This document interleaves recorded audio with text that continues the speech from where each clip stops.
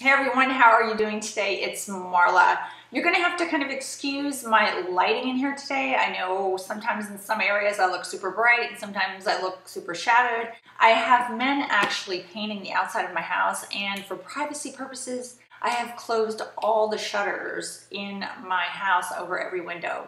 So normally I'm getting in the natural sunlight coming through my window in here, but because everything's closed, my lighting kind of looks a little yellow, bright, shiny, shadowy. I don't know how to describe it, but that's why it looks the way it does. Before I get into this Bobbi Brown, my perceptions of the Bobbi Brown Brightening Lip Gloss that I've been using, I just wanted to say something. I didn't know if anybody else does this or thinks about these kind of things, but I was at the beach this past weekend with my son. He was fishing. If you've watched any of my other videos, you know I live in Florida. And it must have been 90 degrees at the beach or more, 94 degrees. I don't set foot in the beach anymore unless I am totally covered with a huge hat and, skin protective clothing all over my body. But I remember as a kid, as a teenager, going to the beach, laying out in the sun, putting baby oil mixed with iodine, no sunscreen, laying on a metallic foil blanket that they used to sell to enhance or to kind of get more sun attracted to you. Why they sold those? I'm sure they've been outlawed. But I remember lying on the beach and then coming home and being so burnt that I would have to put cold compresses on my skin, and my skin would then a couple days later peel off like a giant snake. I think to myself, if I hadn't done all that damage to my face and my body, would it look different today? I'm sure it would, but I kind of wonder what it might look like. For example, if there was a parallel universe that I could actually see that other person in the parallel universe not making the same stupid mistakes I did as a teenager and not going in the sun and getting her face all tanned and red every year, year after year, would I look different? I'm sure. And maybe that would make me cry if I would see how different I would look. But anyway, things that you cannot change. Let me get into my perceptions of the Bobbi Brown Brightening Lip Gloss. I am not a lip gloss kind of person. If you've seen any of my other videos, I really am not a huge fan of lip gloss. I don't like the way it feels on my lips. I don't like kind of the sticky tackiness. I'm more of a lipstick kind of person. But this past Christmas, a friend of mine bought me the Bobbi Brown, because I had never before, I don't think, really tried any of her lip glosses, or if I did years ago, I forgot. I'm 53. I forget stuff. But she bought me the Pink Oyster lip gloss collection. It was a Pink Oyster, and then I forget the other one she got me. But the one I really liked was the Pink Oyster color. They don't make it anymore because it was a limited edition. I can't even find it on the internet. I've really tried to find it. But this is what the Pink Oyster looked like. It was a really pretty pink color with little flecks. It almost looks like little flecks of silver, little tiny microscopic silver sparkles in there. That was the Pink Oyster. I love, love, love this. But the way I use this is I actually put this on top of my other pink lipstick just to give it some dimension. Well, because I wanted an extra one for my purse, I couldn't find it. I thought, well, maybe if I go and try some of the other Bobbi Brown lip glosses, I could find one that I like just as much as this and pretty much similar to this. So I tried two, and I'm going to show you the comparison. I tried the Bobbi Brown Bellini High Shimmer Lip Gloss, which is slightly different than the Pink Oyster. The High Shimmer one, Bellini, is up here. That has more, it looks like, it just doesn't seem as silvery flecked as the Pink Oyster. The Pink Oyster is on the bottom. The Bobbi Brown Bellini High Shimmer is on the top. But the one I really, really liked was the Bobbi Brown Brightening Lip Gloss. Now the Brightening Lip Gloss looks almost like a milky pink, but it doesn't seem to have the little flecks of sparkle in it as much. The Brightening Lip Gloss is on the bottom. So the top one is the Bellini High Shimmer. The middle one is the Pink Oyster from the limited edition Caviar and Oyster collection.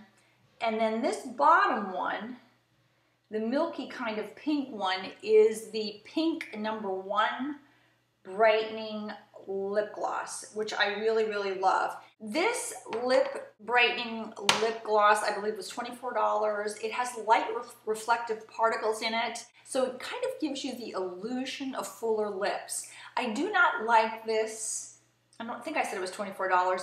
I don't like this brightening lip gloss that I have in pink #1.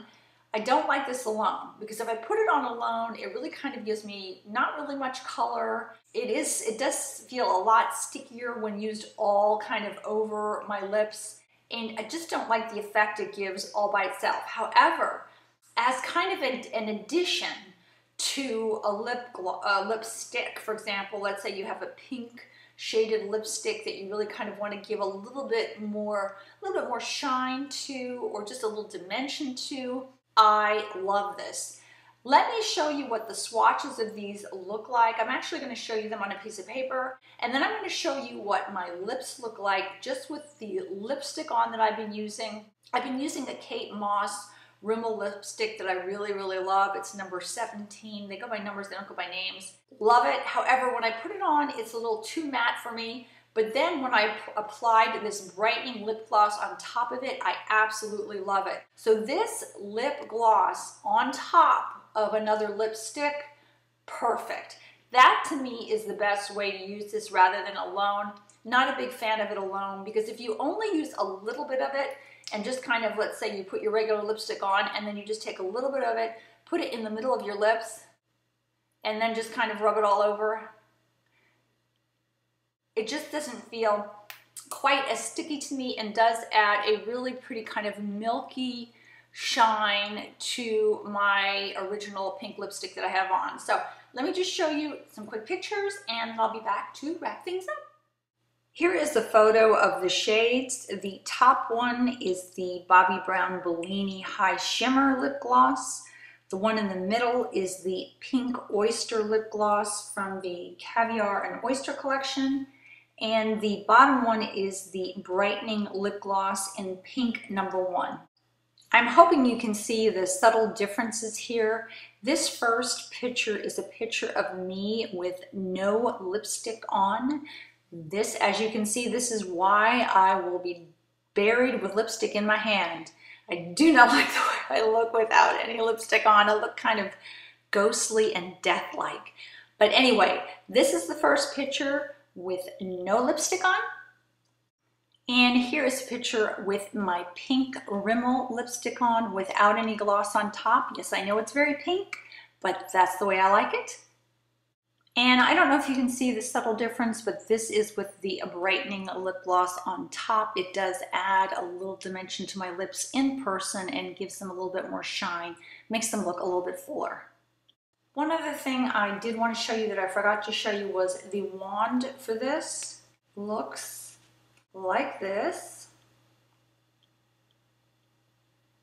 And the only downside to this gloss is that from putting the wand in and out of the container, sometimes around this top lip area, it'll get an accumulation of lip gloss, so that when you close this lid, a lot of times some of the lip gloss will come out around the outside, get a little messy, and I end up having to wipe this off. That's probably the only downside that I found to this gloss, but a lot of glosses seem to do that after a while when you keep putting them in and out, and it just kind of gets a little round here, so this has to be cleaned off and on. Hope you're able to see the differences on the three of those, between the three of those on the pictures that I showed. I really do like this brightening lip gloss. I love it in pink #1. I tried kind of all the colors out. I think it only comes in 3 shades. I tried them all out, but because I wear a pink lipstick a lot, a lighter shade of pink, pink #1 seemed to work the best. I only like this brightening lip gloss if I use it on top of my lipstick. I do not like it alone. If I use it on top of my lipstick, I don't notice any kind of really stickiness as much. Obviously, if I'm going to eat, I wipe all my lip gloss off and lipstick because I don't want to eat the chemicals from the lipstick and the lip glosses, but it does last a fairly long time. It does make my lips look a little fuller, I think. Gives them some dimension, gives them really a kind of a nice shine without making them look shiny, really super shiny, if you know what I mean.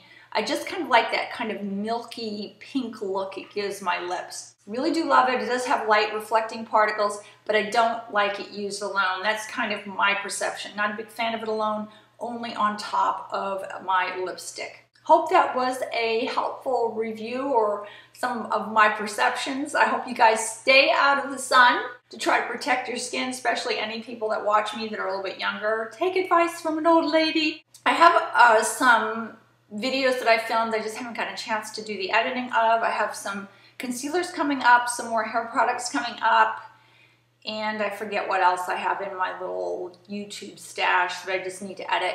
They'll be coming up in the next couple weeks. Take care, guys. Have a wonderful week. I will see you soon. Bye-bye.